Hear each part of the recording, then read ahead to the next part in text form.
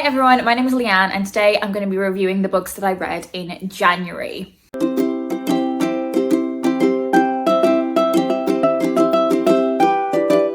So January was an interesting reading month for me. It definitely wasn't the best reading month that I've had, either in terms of quantity or quality, but what I really loved about my reading in January was the conscious effort that I've started to make to carve time out for reading again. In 2023, I didn't read as much as I had done in previous years, and my relationship with reading just wasn't as strong as it used to be.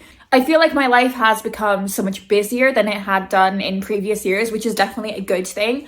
And I definitely feel like I'm living a more kind of rounded out, positive, enriching life by being that bit busier with lots of other things. But because reading is something that is so important to me, so core and integral to kind of who I am, and because I have so many unread books on my shelves, this year, I do want to be making more of a conscious effort to carve out proper time for reading and making sure that I am always kind of reading something, always have something on the go. And I feel like I really started to rebuild that habit in January. I read 7 books in the month, and I'm going to start by talking about the fiction for adults that I read. And I particularly want to talk about 2 books in tandem. These 2 books I could maybe almost do an entire video where I was kind of talking about the reading experience of reading these books so close together, but that would require me to be a lot more thoughtful and well constructed with my thoughts than I'm about to be. So those 2 books are Not Safe for Work by Isabel Kaplan and The List by Yomi Adegoke. And the reason I want to talk about them together is because reading them so close together gave some real food for thought in terms of what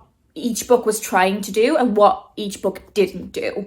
So Not Safe for Work is set in America, and it's about a young girl entering the TV industry for the first time. Right from the get-go, we get a sense of how toxic this industry is, how kind of cutthroat it can be, and particularly the position of women and women in assistant roles, and how people, but specifically men in positions of power, can use that power to their advantage, to coerce. And a central theme to this book is manipulation and sexual assault within this industry. We're looking at moments of misogyny which in isolation might not seem like a big deal, and how they contribute to an overall sense of acceptance for violence against women in this industry. Something else that is central to this novel is the relationship between our main character and her mother, and how that as well is a very toxic relationship.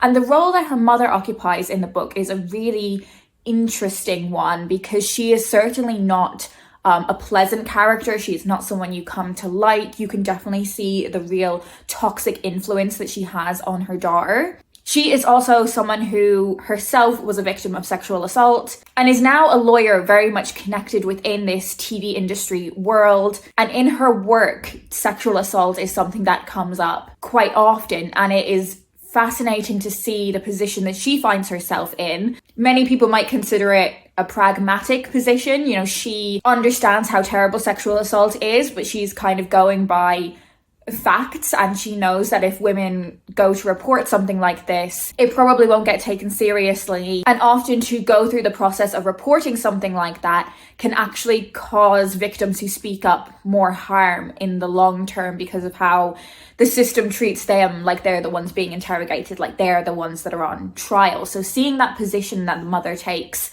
as a lawyer is very interesting but very sad.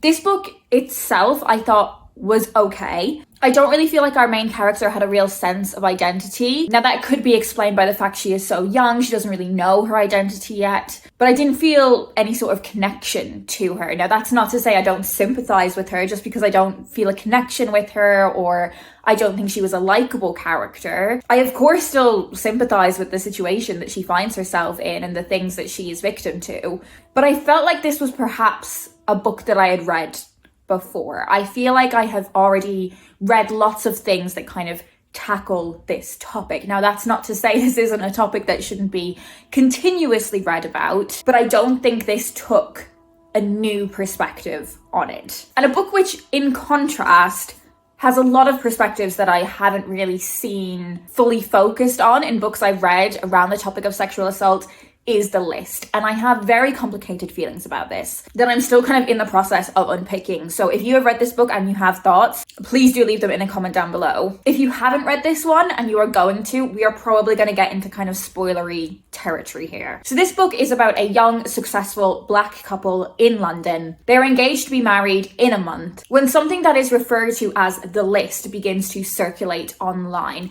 And it transpires that this is a kind of crowd-sourced list of men within the media that have some sort of wrongdoing in their past or a pattern of behavior that isn't okay. So anything that's kind of prejudice, misogyny, assault. There are a range of wrongdoings that are included in this list. And Michael, who is the man in this couple, is on the list. Ola, his fiance, is a quite well-known feminist reporter. This is the type of thing that she would normally report on very heavily. Historically, she has had a very strong kind of believe women stance and a zero tolerance on men that exhibit these kind of behaviors. So it is a huge shock for her to see her husband-to-be's name on this list. And naturally it causes a rift in their relationship as she tries to come to terms with her confusion, understand where these allegations against Michael have come from, whether she believes them or not, and what it means about her identity if she chooses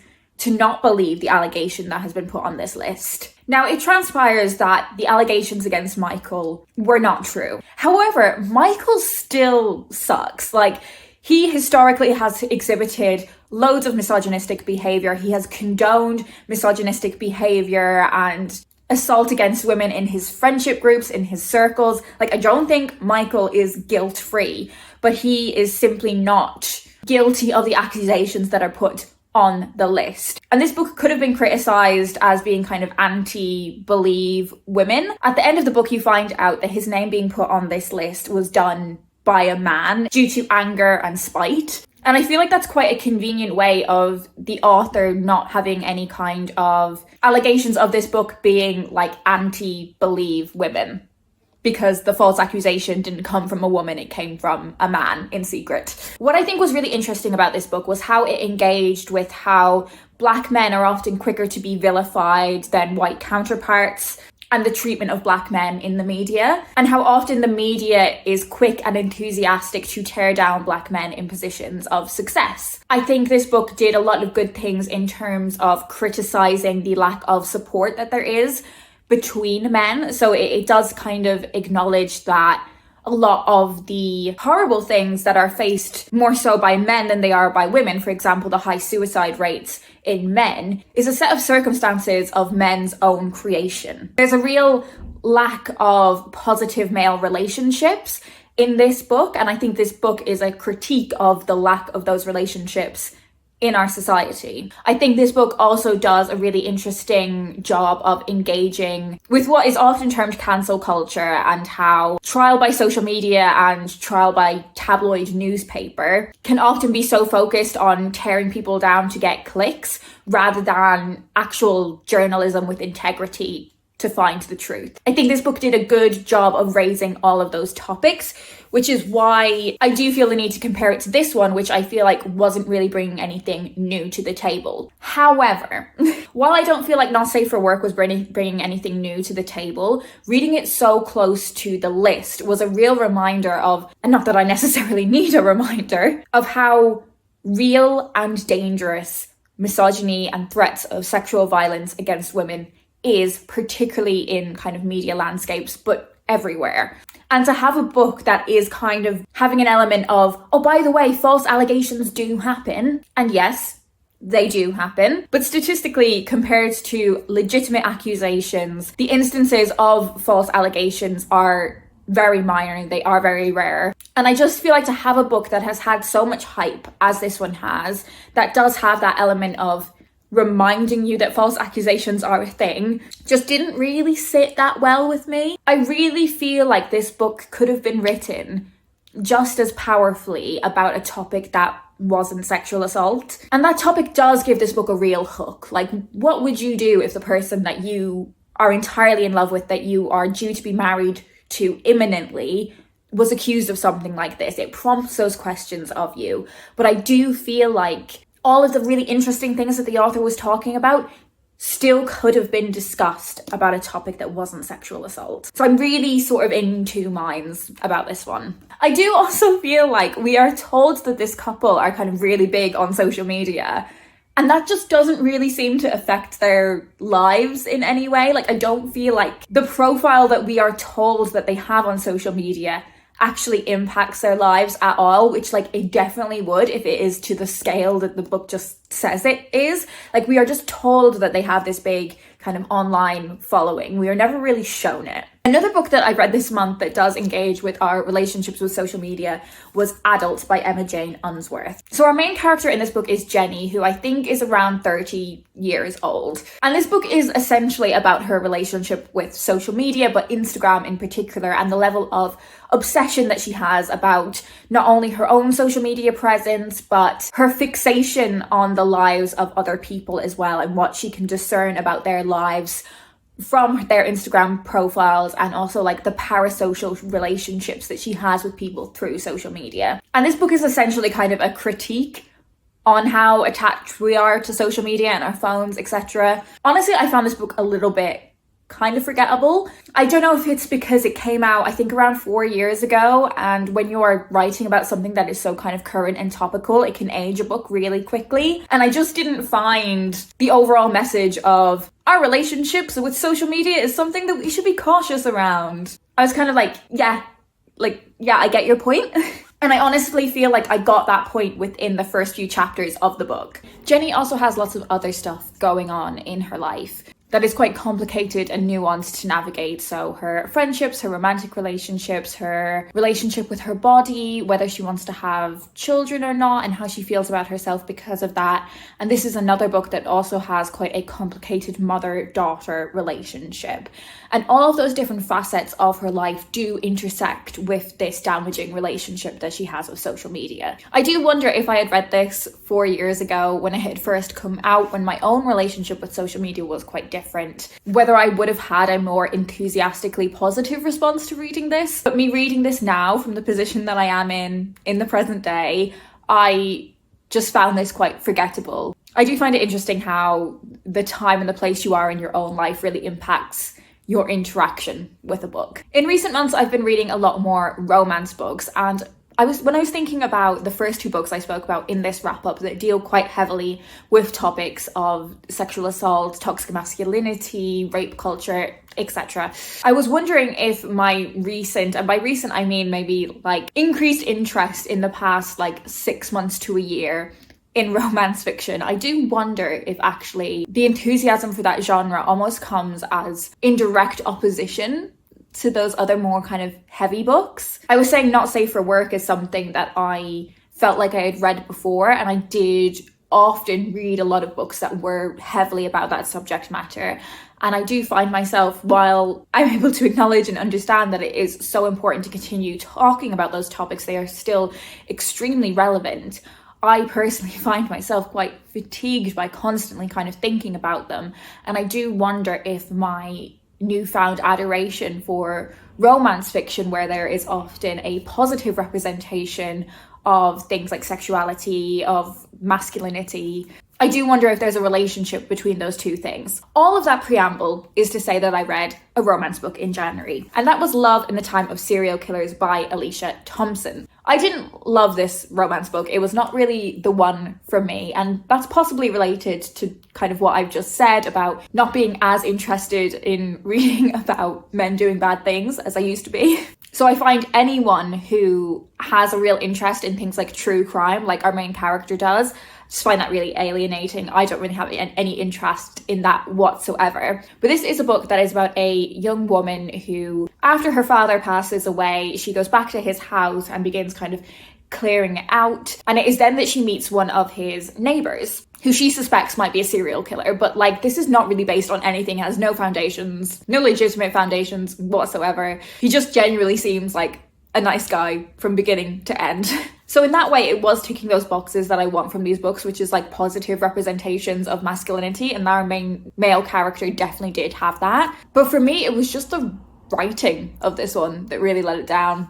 It wasn't really achieving the kind of small town cozy romance energy that the setting should have given it. And while there isn't the most straightforward relationship between our main character and her late father, I just didn't really understand how she was grieving. And everyone grieves differently, of course, but when that's a subject that feels very close to home for me, I feel like her process of grieving, or lack thereof, was really just pushed under the carpet. And I was actually way more interested in her brother and his romantic relationship than I was with our main character. So I think the more romance fiction I read, the more I'm going to really start to hone in on what are the things that I think make a good romance book. And there were just some things in this that didn't hit the spot for me. I also read a poetry collection. I read There Are More Beautiful Things Than Beyonce by Morgan Parker. This was a really anticipated poetry read for me. It was one that I'd heard a lot of good things from. This has a super hooky title as well, which I thought I was going to really love. This is a collection that deals with a lot of topics around race and femininity. So it's a book that really looks specifically at the experiences of Black women, how their bodies are treated and perceived, women's understanding of themselves. And this kind of motif of Beyonce is something that comes back in the collection over and over again. I used to read so much poetry all of the time. I used to write poetry. I used to love it.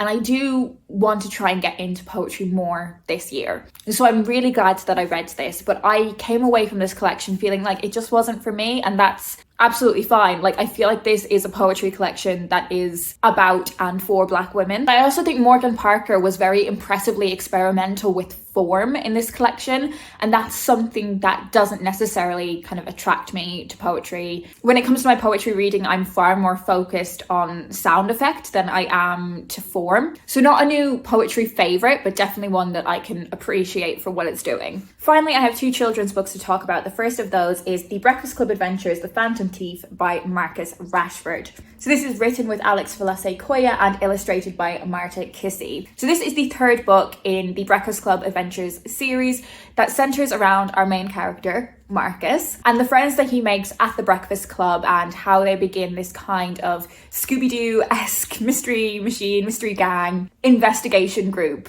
of detectives at their school. I don't know if I'm just being like mad critical in January, but I definitely came away from this book thinking it was the weakest of this series so far. The central mystery is about this phantom thief who is going around the school stealing various objects from the different kind of clubs and groups that there are in the school. And now with it being the 3rd book in the series, it's starting to feel sort of formulaic, and I just didn't find the mystery as compelling as I have in previous books. Now, of course, I acknowledge that there is a difference in how me, an adult reader, might experience these books compared to the actual target demographic of a child. But I really liked the first 2 books in the series. I thought the mysteries were really compelling, and I just thought this 3rd one was a little bit weaker. I also really noticed the typesetting in this book and how certain words were giving their own kind of unique font. And I do think that's been done in the previous books, but I think it was really amped up in this 3rd one. And there was also some inconsistencies in them as well, which really pulled me out as an adult reader. I don't think necessarily a child reader would notice that, but I found the degree to which they were playing with the typesetting and the inconsistencies in that playing just a little bit jarring. I'll definitely still read the 4th book in this series. I think they're super fun. I will support Marcus. So yeah, just not my favourite of this series. And the final book I'm going to talk about is Once Upon a Legend by Ben Miller. So this is a book that is published by the place that I work, so just a little disclaimer before I get into it. It's also the only book that I don't have like some criticism for, but I just really feel like this book achieved what it set out to be. Is it suspicious that the book that I work on is the only one that I don't have anything negative to say? It's actually just pure coincidence. Coincidentally, this book also has a main character named Marcus. There's lots of links between what I was reading in January. So this is about a young boy who is misbehaving at school. He's kind of acting out as a result of what he's got going on at home. So his parents have separated, he has a new adult figure in his life, which is his mum's new partner. So there's just a lot of things going on at home that are causing him to act out. As a result of this, he is sent to this very unusual school called Merlin's, and it is really unlike any kind of school that he's been to before. It seems like very open and liberal and accepting. Like, it seems absolutely great. But as the story goes on, we also discover the magical elements that there are at this school. And when one night a midnight prank goes wrong, Marcus ends up waking a sleeping giant, and things take an even more magical turn. I loved how magical this was. I love how cozy it felt. I had a real cozy evening reading this one. I thought it had just the right amount of mild peril. It felt super adventurous. Yeah, I just had a lovely time reading this. So that's it. They are all of the books that I read in January. I don't know, like I said earlier, I think I'm just maybe feeling like super critical this month. I don't know. But I kind of loved that gave me a prompt to have some really in-depth conversations about these books. So if you've read any of them and have any thoughts, do leave your comments down below. If you want to let me know you're here but you don't have anything in particular to say, leave me some sort of emoji that is related to breakfast in honor of the Breakfast Club adventures. That is it for me today. I hope you're doing well, and I will speak to you next time.